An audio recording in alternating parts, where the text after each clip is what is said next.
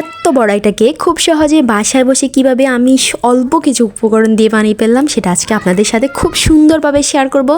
তো hello everyone, আসসালামু আলাইকুম। সবাই কেমন আছেন? আশা করছি ভালো আছেন। তো আমি এটা কিন্তু এত বেশি মজা এবং আমি যে কোনো কেউ গেস্ট আসলে বাসায় খুব তাড়াতাড়ি কিন্তু করে দেওয়া যাবে। তো এখানে আমি নিয়েছি একটা বাটিতে সুন্দর করে 2টা ডিম নিয়েছিলাম পেটে।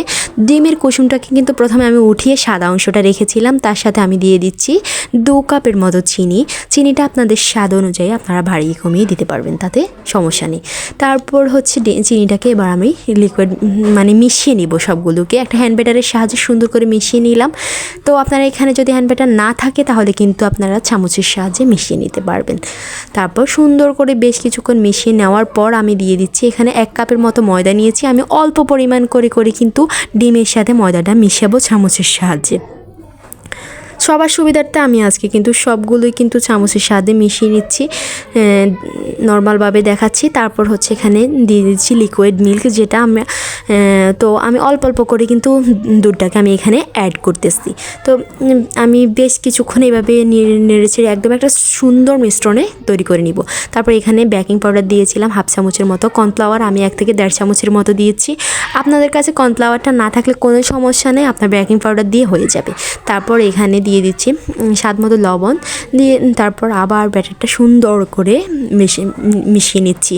খেয়াল করতে হবে যেন ব্যাটার মধ্যে কোনো যেন দানা দানা ভাব না থাকে, ঠিক ওই রকম পর্যন্ত আপনারা ব্যাটারটা এভাবে নাড়ে ছেড়ে একদম মিশিয়ে নেবেন। তারপর আমি 1 কাপের মতো এখানে সয়াবিন তেল দিচ্ছি।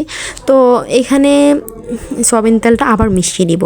একটা জিনিস খেয়াল করতে হবে, তাহলে কিন্তু কেকটা খুব সুন্দর হবে। তো সেটা হচ্ছে যে আপনারা বেশ কিছুক্ষণ পর্যন্ত, যতক্ষণ পর্যন্ত না প্রথম অবস্থায় দানা দানা ভাবটা আসে, তো ঠিক ততক্ষণ পর্যন্ত কিন্তু আপনারা ব্যাটারটা সুন্দর করে নেড়ে ছেড়ে নেবেন। আর অনেকক্ষণ পর্যন্ত দেখতেই পাচ্ছেন যখন একটা সফট ডো উপর থেকে ছেড়ে দিলে ব্যাটারটা দেখবেন যে বেশি ঘনও না বেশি পাতলাও না, ঠিক এরকম একটা ভাব তৈরি হবে। ঠিক তখনই বুঝতে পারবেন যে আপনাদের ব্যাটারটা রেডি। তো এভাবে আপনি দেখতে পাচ্ছেন আমি উপর থেকে ছেড়ে দিলে কিন্তু একদম ঘনও না পাতলাও না, ঠিক এরকম একটা মধ্যম ভাব তৈরি হয়েছে। তো ঠিক এরকমভাবে আমি এগুলো রেডি করে নিচ্ছি। এবার একটা সাইডে রেখে দিব। এবার আমি একটা বক্স নিয়েছি, টিফিন বক্স স্টিলে, যেটা এটার মাঝে একটু তেল ব্রাশ করে নিয়েছি, সরিষা তেল দিয়ে। তারপর উপর দিয়ে একটা সুন্দর একটা কাগজ দিয়ে দিচ্ছি। কাগজটা সেট করে দিচ্ছি যাতে হচ্ছে কেকটা পুড়ে না যায় এই জন্য। তারপর হচ্ছে কেকের মিশ্রণগুলো সুন্দর করে আমি কিন্তু এখানে ঢেলে দিয়েছি। তো এভাবে সম্পূর্ণটা কিন্তু আমি ঢেলে দিব। তারপর এখানে ঢেলে দিয়ে সেট করে নিব। আর আমি এখানে কিন্তু বালির সাহায্যে আজকে করব। উপর দিয়ে কিন্তু 2-3টা বাড়ি দিয়ে দিচ্ছি, সাথে ভিতরে এগুলো সেট হয়ে যায়। তারপর একটা ডিম দিয়ে সুন্দর করে লাভটা বেঁকে দিচ্ছি, এগুলো হচ্ছে বাড়তি। তারপর এখানে একটা কড়াইতে আমি বালু নিয়ে নিয়েছি, বালুর উপর দিয়ে একটা স্ট্যান্ড বসিয়ে দিব। এখন দিয়ে বালুটা ঠিক 10 থেকে 15 মিনিট যখন গরম হয়ে যাবে, ঠিক তখনই কিন্তু আমি বক্সটা সুন্দর করে বালির উপর দিয়ে বসিয়ে দিব, একটা স্ট্যান্ডের উপর দিয়ে। তারপর এভাবে 30 থেকে 40 মিনিট মিডিয়াম আঁচে যখন দেখবেন যে একটু ফুলে উঠেছে, একটা কাঠির সাহায্যে চেক করে নেবেন।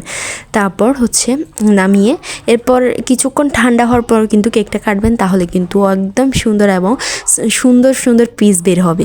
তারপরে এই তো আমি এখন কেটে নিচ্ছি। আমার কেকটা একদম পারফেক্ট হয়েছে। আর দেখতে পাচ্ছেন উপরেরটা কিন্তু কালার হয়ে গিয়েছে।